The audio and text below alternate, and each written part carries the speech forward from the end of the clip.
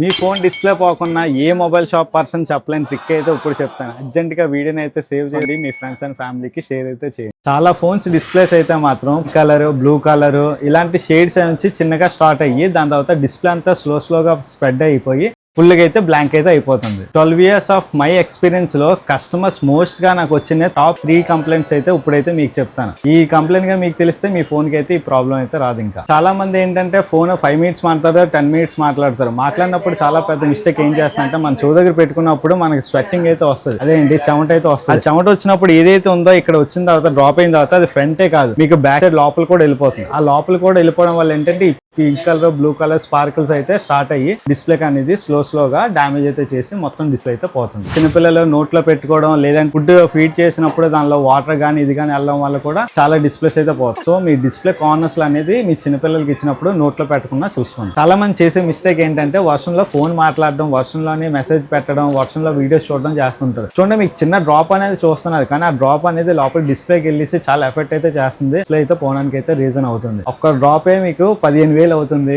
లేదంటే కొన్ని ఫోన్లకి 5,000 అవుతుంది, కొన్ని ఫోన్లకి 20,000 అవుతుంది. వాల్యూ అంతా మీరే ఇప్పుడు నా కామెంట్ బాక్స్ లో చెప్పండి. ఇలాంటి వీడియోస్ కోసం మన అకౌంట్ అయితే ఫాలో చేసుకోండి. మన ఛానల్ పేరు తెలుసు కదా.